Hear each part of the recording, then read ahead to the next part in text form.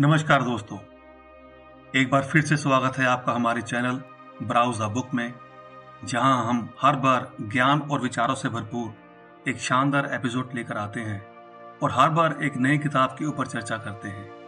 आज हम बात करेंगे एक ऐसी किताब की जो हमारे सोचने के तरीके को बदल सकती है।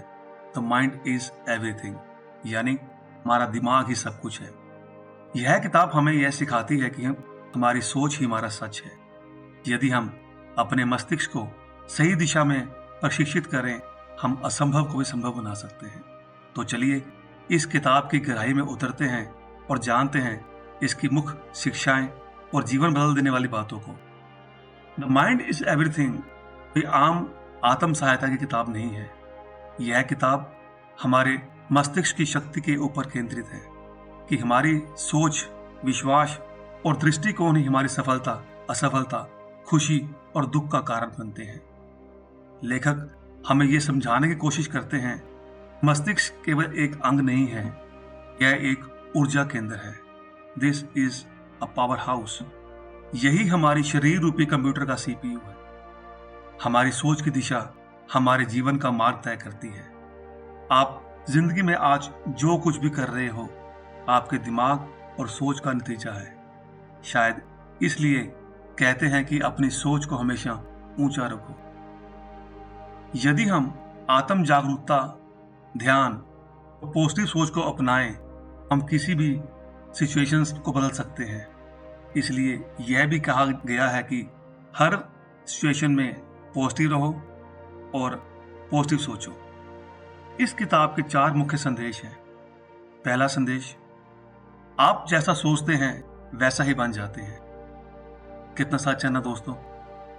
सोच से बड़ी कोई शक्ति नहीं होती, तो फिर वो चाहे अच्छी हो या बुरी हो, ये सोच ही है जो आपको अच्छा या बुरा बना देती है। जैसा सोचते हो आप वैसा ही बन जाओ। अगर आप खुद को कमजोर समझते हैं तो आप कमजोर महसूस करेंगे। क्यों? क्योंकि हमारा शरीर हमारे दिमाग के हिसाब से चलता है। अगर हमारे दिमाग ने ये बता दिया कि मैं कमजोर हूं, तो जाहिर सी बात है कि आपका शरीर वो कमजोरी समझेगा, उसको महसूस करेगा। और अगर आप खुद को योग्य और सक्षम मानेंगे, तभी आप सफल बन पाएंगे, तो वो आपकी सच्चाई बन जाएगी। शायद इसलिए अमेरिकन प्रीचर जोल ऑस्टिन कहते हैं, आप भगवान का बनाया वो मास्टरपीस हो जो फिर से दोबारा नहीं बनेगा। इसलिए हमेशा अपने आप को अच्छा मानो, अपने बारे में हमेशा पॉजिटिव रहो। यही सफलता की सच्चाई है दोस्तों। दूसरा संदेश लेखक ने दिया है इस किताब में, वो है माइंडफुलनेस का, वर्तमान क्षण में जीने की कला का, ध्यान केंद्रित करने का, चीजों को स्वीकार करने का और बिना प्रतिक्रिया दिए चीजों को एक्सेप्ट करने का। माइंडफुलनेस सफलता की पहली सीढ़ी है दोस्तों। जो तीसरा एक खूबसूरत संदेश इस किताब में लेखक ने दिया है, वो ये है कि नकारात्मक मस्तिष्क ही हमारी सबसे बड़ी रुकावट है। नेगेटिव सोचना हमारी आत्मा को मारती है, बल्कि ये हमारे शरीर, हमारे स्वास्थ्य सभी पर प्रभाव डालती है, सभी को खराब करती है। नेगेटिविटी ही हमारी सेहत का बिगड़ने का सबसे बड़ा कारण होती है दोस्तों। जो चौथा संदेश इस किताब में दिया गया है, वो है विचारों की पुनरावृत्ति की आदत बनाने का दोस्तों। जो सोच आप बार बार करते हैं, वही आपकी आदत और फिर वही आपका चरित्र बन जाता है। हम हर दिन में लगभग 60,000 से ज्यादा विचार करते हैं। इनमें ज्यादातर विचार नेगेटिव होते हैं या फिर दोहराए गए होते हैं। लेखक बताते हैं कि हमारे विचार ही हमारी भावनाओं को जन्म देते हैं और हमारी भावनाएं हमारे एक्शन को, और हमारे एक्शन बनाते हैं हमारी आदतें, हमारे जीवन। इसलिए जो हमारे शरीर में पुनरावृत्ति की आदत है, वो हमारी आदतों को और मजबूत करती है। इस किताब के 4 अध्याय हैं। पहला अध्याय, मन की उत्पत्ति और कार्यप्रणाली पर आधारित है। लेखक कहते हैं मस्तिष्क एक जैविक ढांचा है, लेकिन लेखक इसे वैज्ञानिक और आध्यात्मिक रूप से बताते हैं। वो कहते हैं कैसे चेतन और अवचेतन मन कार्य करते हैं। कई बार हम अवचेतन मन को सुनकर अपने दिमाग में नेगेटिविटी ले आते हैं। दूसरा अध्याय बात करता है विचारों की शक्ति। विचार वो बीज हैं जो आप बोते हैं और उसी बीज का फल आप पाते हैं। जैसे एक किसान भी वही फसल काट के लेकर आता है अपने खेत से जिसका बीज उसने जमीन में बोया होता है, ठीक उसी तरह हमारे विचार भी हमारे बीज की तरह काम करते हैं और जिंदगी में सफलता या असफलता का फल भी उस बीज का परिणाम होता है। तीसरा अध्याय बात करता है नेगेटिविटी से मुक्ति। उदाहरण के तौर पर लेखक कहते हैं अगर आप बार बार सोचते हैं कि मैं किसी काम के लायक नहीं, तो यह सोच आपकी ऊर्जा को खा जाती है और धीरे धीरे वैसा ही महसूस करने लगते हैं। लेकिन अगर आप सोचें मैं सीख सकता हूँ, मैं बढ़ सकता हूँ, तो यह नई शुरुआत बन सकती है आपकी सफलता के लिए। लेखक नेगेटिविटी से मुक्ति के व्यवहारिक तरीकों की बात भी करते हैं कि कैसे ग्रेटिट्यूड, अफर्मेशन और विजुअलाइजेशन से आप नेगेटिव थॉट से मुक्ति पा सकते हैं। वो कहते हैं हर चीज के लिए ग्रेटिट्यूड कीजिए, यानी धन्यवाद कीजिए। धन्यवाद इस ब्रह्मांड का, धरती का, आकाश का, जल का, जीवन का, सबका, जो भी आपको दिखाई पड़े, जिससे भी आप मिलिए, उसका धन्यवाद कीजिए। ग्रेटिट्यूड में बहुत शक्ति है दोस्तों। चौथे अध्याय में लेखक ने बात की है ध्यान और मानसिक नियंत्रण की। ध्यान कैसे मस्तिष्क को शांत करता है और आपको अपने विचारों का मालिक बनाता है। इसलिए हर रोज दिन में कम से कम 20 मिनट के लिए ध्यान लगाकर अपने दिमाग से बात करनी चाहिए। उसे जितना भी नकारात्मक सोच आपके दिमाग में चल रही है, जितने भी नेगेटिव थॉट्स आपके दिमाग में आ रहे हैं, आपको उन सब का उत्तर मिल जाएगा। फिर वो नेगेटिव थॉट्स आपको तंग नहीं कर। 5वें अध्याय में लेखक लक्ष्य निर्धारण और मन के उपयोग की बात करते हैं।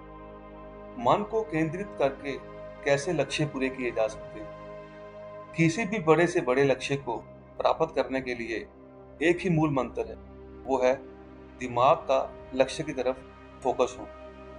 इस किताब में कई उदाहरण भी दिए गए हैं, जैसे थॉमस एडिसन, जिनकी ये सोच थी मैं असफल नहीं हुआ, मैंने 1000 तरीके सीखे जो काम नहीं आए, फिर भी मैंने कोशिश की।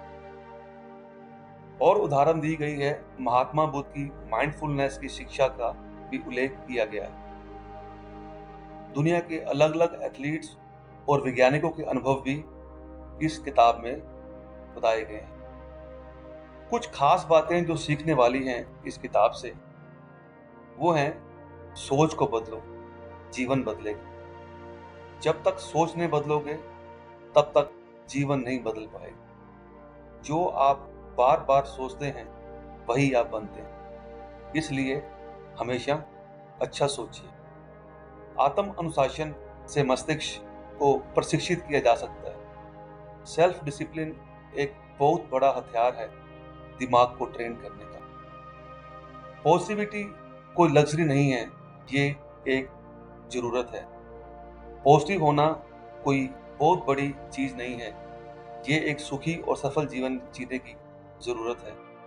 ध्यान और माइंडफुलनेस से हर व्यक्ति शांत, स्थिर और केंद्रित बन सकता है। कुछ विशेषताएं भी हैं इस किताब की, जैसे इस किताब को बड़ी आसान भाषा में लिखा गया है, गहराई से समझाई गई हैं जो इसकी एग्जाम्पल्स हैं। वैज्ञानिक और आध्यात्मिक संतुलन का भी इसमें विवरण किया गया है। अभ्यास करने योग्य सुझाव दिए गए हैं। आत्म जागरूकता बढ़ाने वाले प्रश्न पूछे गए हैं। अगर हम बात करें इस किताब की सीमाओं की, कमियों की, तो लेखक ने कुछ हिस्से बार बार दोहराए हैं। लेखक हर बार फिर से वही बात घुमा फिरा कर रहे हैं। जो लोग बहुत तर्कशील सोच रखते हैं उन्हें कुछ बातें अति आध्यात्मिक लगती हैं। इस किताब में अभ्यास तो है, पर किसी गाइड की मदद से करना ज्यादा लाभकारी। दोस्तों, चलिए अब बात करते हैं कि किन लोगों को यह किताब पढ़नी चाहिए। वो लोग जो तनाव, चिंता या आत्म संदेह से जूझ रहे हैं, जिनको एंजाइटी है, डिप्रेशन है, उनको ये किताब जरूर पढ़नी चाहिए। वो लोग जो लक्ष्य तय करने में या उसे पाने में असफल हैं, जिनकी डिसीजन मेकिंग वीक है, उनको ये किताब जरूर पढ़नी चाहिए। विद्यार्थी, प्रोफेशनल, शिक्षक, वो भी इस किताब को पढ़कर इसका लाभ ले सकते हैं। दोस्तों, अगर बात करें इस किताब के निष्कर्ष की, यानी इस किताब के टेकअवे की, द माइंड इज एवरीथिंग एक ऐसी किताब है जो आपको खुद को पहचानने, बदलने और निखारने का अवसर देती है। अगर आप अपनी सोच को सकारात्मक और शक्तिशाली बनाना चाहते हैं तो यह किताब आपके लिए एक मार्गदर्शक हो सकती है। दोस्तों, अगर आपको ये बुक रिव्यू पसंद आया हो तो कृपया लाइक, शेयर और सब्सक्राइब जरूर करें और नीचे कमेंट बॉक्स में बताएं कि आप भी तैयार हैं अपने माइंड से बात करने के लिए और अपनी सोच शक्ति को बदलने के लिए, क्योंकि द माइंड इज एवरीथिंग। दोस्तों, आपने अपना टाइम दिया, इसके लिए धन्यवाद।